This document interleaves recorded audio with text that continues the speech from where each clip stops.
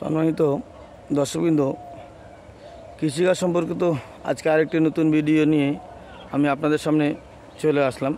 আপনারা পিছনে হয়তো দেখতে পাচ্ছেন, দেখুন এগুলো মূলত কিন্তু সিম গাছ এবং সিমের কিন্তু ফুল আসতে শুরু করেছে। তো অগ্রিম আজকাল আমরা একটা জিনিস লক্ষ্য করতে পারি, যে কোনো ফসলই, সে সিম বলুন, লাউ বলুন, কুমড়ো বলুন, তারপরে বিম, এ জাতীয় যত সবজি রয়েছে, তারপর বরবটি বলুন, তো এই সময়ে এই গাছে অগ্রিম যে চাষ করি আমরা, সেই চাষের ক্ষেত্রে একটি বিশেষ রোগ পরিলক্ষিত হয়। তো এটি এমন একটি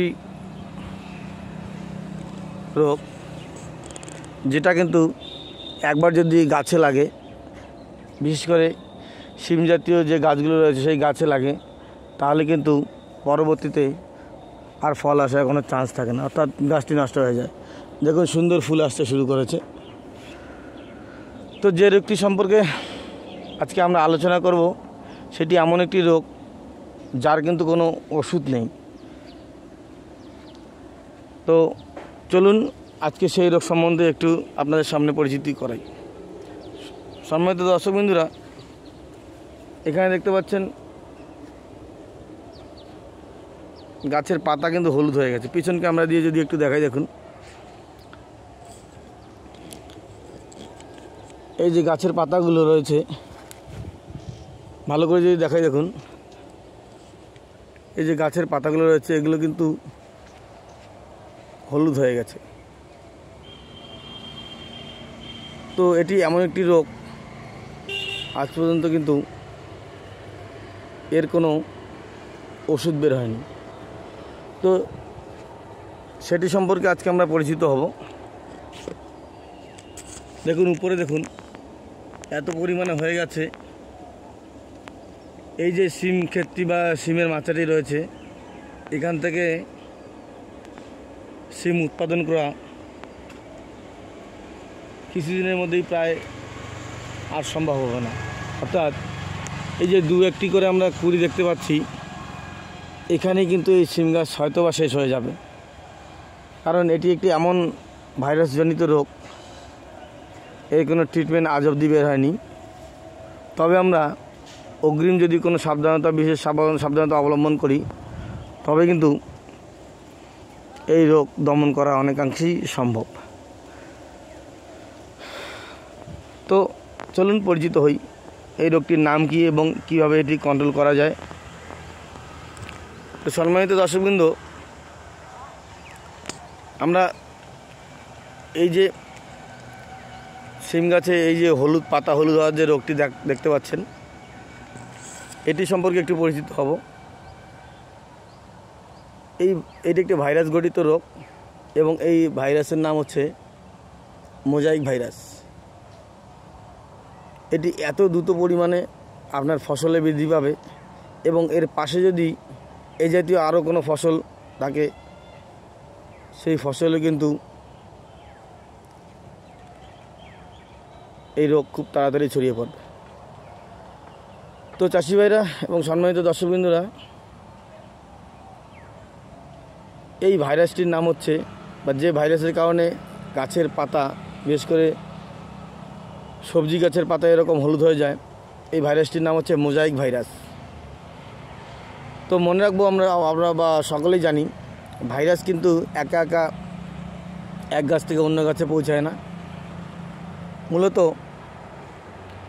এই ভাইরাসের বাহক রয়েছে। বিশেষ করে আমরা সকলেই জানি, দেখুন এখানে সম্পূর্ণ মাথাটিতে এভাবে কিন্তু ছড়িয়ে যাচ্ছে। দেখুন এই কচি ডাল, দেখুন কি অবস্থা।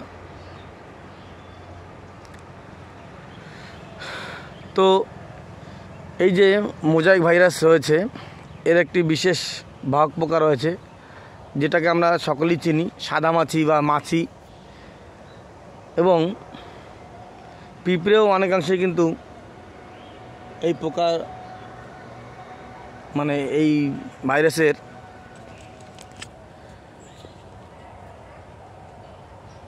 বীজ বহন করতে বা ভাইরাস বহন করতে সক্ষম হয়।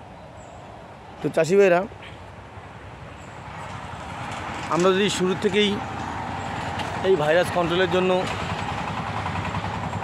ব্যবস্থা নিই, তবেই কিন্তু এই ভাইরাস দমন অনেকাংশেই সম্ভব। তো সাদামাছি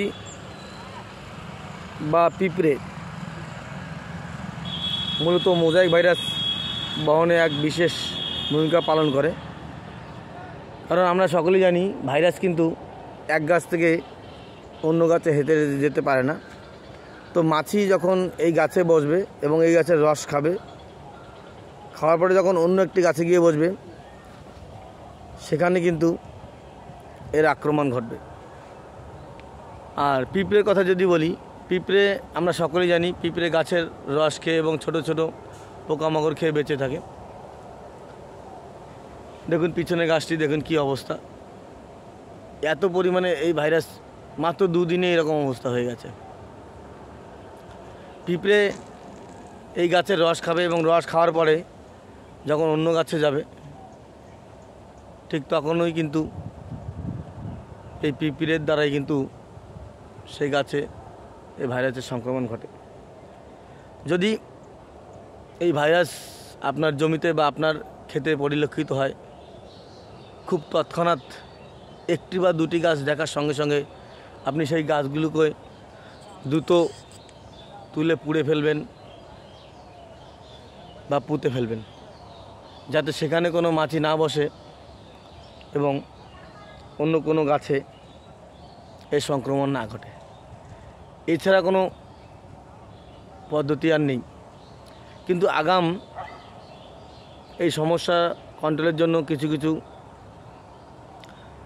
পদ্ধতি রয়েছে। তো আপনারা যদি সেগুলো মেনে চলার চেষ্টা করেন, তাহলে কিন্তু এই রোগগুলো অনেকাংশেই কন্ট্রোল করা সম্ভব। তবে মনে রাখবেন, 100 ভাগ দমন করা কিন্তু একেবারেই অসম্ভব। তো আমরা রাসায়নিক উপায়ে কীভাবে রোগগুলি কন্ট্রোল করার চেষ্টা করব, কিন্তু সেটা অবশ্যই গাছে লাগার আগে। আপনারা যে কোনো প্রকার পোকা যেগুলো গাছে বসে এবং গাছের রসকে শোষণ করে, অর্থাৎ কীটনাশক অবশ্যই ব্যবহার করবেন। এবং সাদামাছি ও জাপ পোকার জন্য ইমিডাক্লোরোপিড গোত্রের অ্যাডমায়ার, এক্কা, একতারা এই জাতীয় যত কীটনাশক আছে আপনারা ব্যবহার করলে অনেকটা সম্ভব। তবে 7 দিন অন্তর অন্তর কিন্তু এই কীটনাশকগুলি আপনাকে ব্যবহার করতে হবে। আর যদি আপনার ক্ষেতে এই রোগের আক্রমণ ঘটে, তবে খুব দ্রুত সম্ভব আপনি সেই গাছটিকে তুলে পুড়ে ফেলবেন বা পুঁতে ফেলবেন। নাহলে আপনার যে পাশে ক্ষেতটি রয়েছে সেটিকেও কিন্তু নষ্ট করে দেবে। এবং যদি আচ্ছা, আরেকটি কথা, যদি আপনি মনে করেন যে না, যা ফল হবে হবে, তাহলে ফলের কথা যদি বলি, প্রায় 98% ফলের উৎপাদন কমিয়ে দেবে এই রোগ। এবং আপনার আশেপাশে যত সবজির বাগান বা সবজির ক্ষেত রয়েছে, সেখানেও কিন্তু দ্রুত এগুলি ছড়িয়ে পড়বে। তাই চাষি ভাইদের কাছে বা যারা শাকসবজি বা এরকম ঘরের ছাদে বা জমিতে আবাদ করে থাকেন বা খাওয়ার জন্য বা বেচার জন্য, তো মূলত অবশ্যই 7 দিন অন্তর অন্তর আপনারা ইমামেকটিন বেনজয়েড গ্রুপের কীটনাশক এবং সাইপারমেকটিন গোত্রের কীটনাশক আপনি ব্যবহার করতে পারেন। এবং ইমিডাক্লোরোপিড গোত্রের যে কোনো প্রকার কীটনাশক অবশ্যই আপনারা ব্যবহার করবেন। আশা করি আপনার ভালো ফলাফল আসবে। তো চাষি ভাইরা, আপনার ফসলকে সুরক্ষিত রাখুন এবং আপনার ভালো ফলন আসুক, আপনি লাভবান হন এবং যে সকল ভাই বন্ধুরা ছাদ বাগানে এসব চাষ করেন, তারা খাওয়ার জন্য যে ফসল লাগান বা যে সবজি চাষ করেন সেগুলো ভালো হোক এই কামনা করি। ভিডিওটি অবশ্যই যদি ভালো লাগে আপনার কাছে লাইক কমেন্ট শেয়ার করে পাশে থাকবেন। সকলকে অসংখ্য ধন্যবাদ বলে আজকের ভিডিওটি এখানে শেষ করছি। সবাই সুস্থ থাকবেন, ভালো থাকবেন। জয় জওয়ান, জয় কিষাণ।